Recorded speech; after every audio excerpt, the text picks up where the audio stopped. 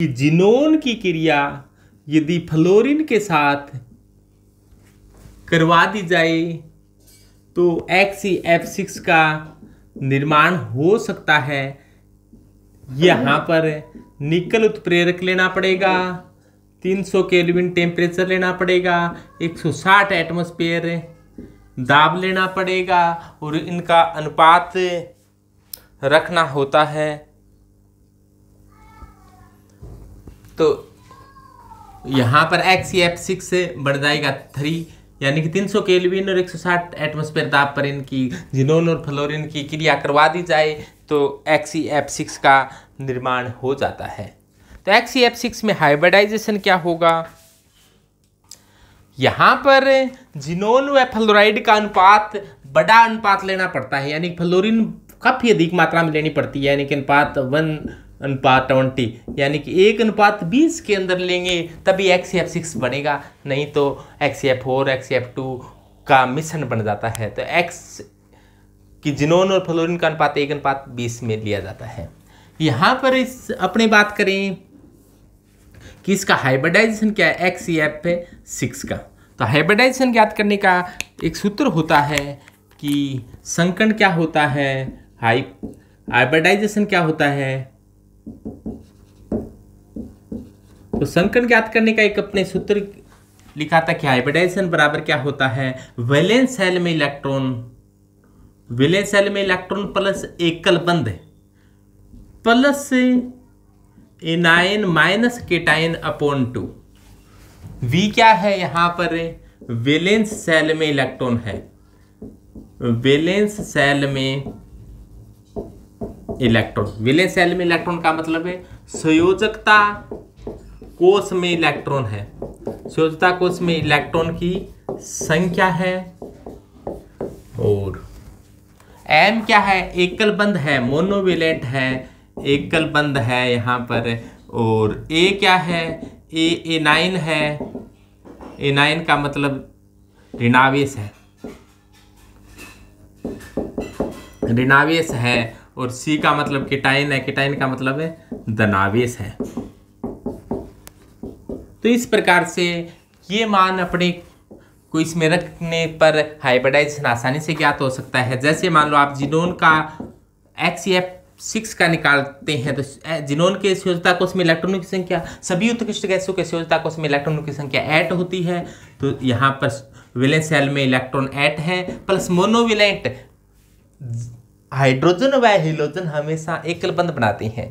तो ये फ्लोरीन है तो एकल बंध बनाएगा, इस पर ऋणावेश है नहीं इसलिए इसमें कुछ जोड़ा नहीं, धनावेश है नहीं इसलिए इसमें कुछ घटाया नहीं। अपोन क्या कर दिया?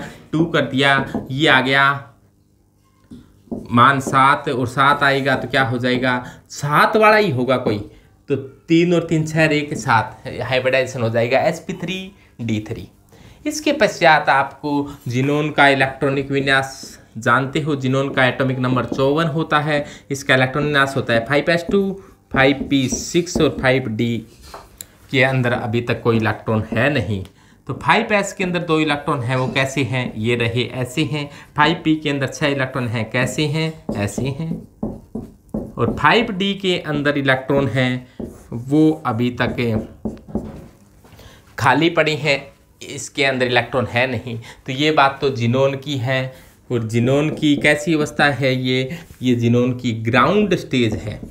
एक्साइटेड स्टेज में क्या होगा? कोई यहाँ वाला इलेक्ट्रॉन छलांग लगाकर यहाँ पहुँच जाए, यहाँ वाला छलांग लगाकर यहाँ पहुँच जाए, यहाँ वाला छलांग लगाकर यहाँ पहुँच जाए तो क्या होगा? क्योंकि अपने पास जुड़ने वाले अब कितने इलेक्ट्रॉनों को एक्साइटेड स्टेज में भेजना है, इससे देखने के लिए आप देख लिया करो कि यहाँ पर जुड़ी हुई कितनी है 6, तो एकल इलेक्ट्रॉन चाहिए अपने को 6। यहाँ पर एक इलेक्ट्रॉन पहले से उपलब्ध नहीं है, एक इलेक्ट्रॉन को आगे भेजोगे तो एक यहाँ एकल रह जाएगा, एक यहाँ, तो यहाँ पर एकमित इलेक्ट्रॉन हो जाएंगे 2। इसी प्रकार ये इलेक्ट्रॉन यहाँ चले जाएगा तो एकमित इलेक्ट्रॉन हो जाएंगे 4, और ये इलेक्ट्रॉन यहाँ पर चला जाएगा तो एकमित इलेक्ट्रॉन हो जाएंगे 6। तो अपने को 6 एकमित इलेक्ट्रॉनों की सख्त आवश्यकता है, इसीलिए अब इसको आगे भेजने की कोई आवश्यकता नहीं है। यहाँ पर अब देखो यहाँ यहाँ यहाँ एक एक तो आगे चले गए और एक एक यहीं बैठे हैं। अब यहाँ पर 3 इलेक्ट्रॉन आ गए हैं 5p में अब 3 इलेक्ट्रॉन, 5d के अंदर भी अब 3 इलेक्ट्रॉन। ये है एक्साइटेड स्टेज यानी कि उत्तेजित अवस्था है ये। अब देखो हाइब्रिडाइजेशन कौन सा होगा, एक S काम लेगा, 3p काम आएंगे, 3d काम आएंगे, तो 5d के 3 कक्षा काम आ रही हैं, तो एक S काम आया, 3p काम आए, 3d काम आए, तो हाइब्रिडाइजेशन बोलो कि ऐसा हो गया sp3d3 हाइब्रिडाइजेशन।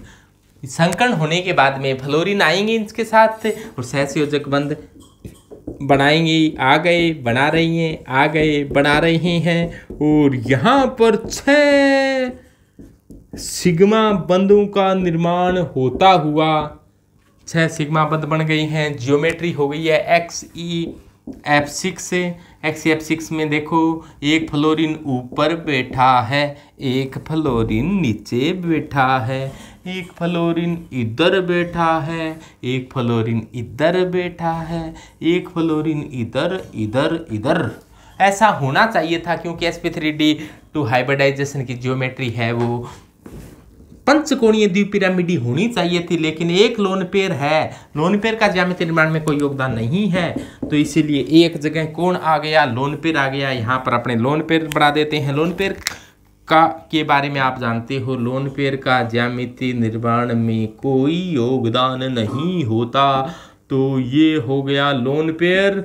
और लोन पेयर का ज्यामितीय निर्माण में कोई योगदान नहीं है। यहाँ पर बैठा है फ्लोरीन, ये रहा फ्लोरीन, यहाँ पर बैठा है फ्लोरीन। इस प्रकार से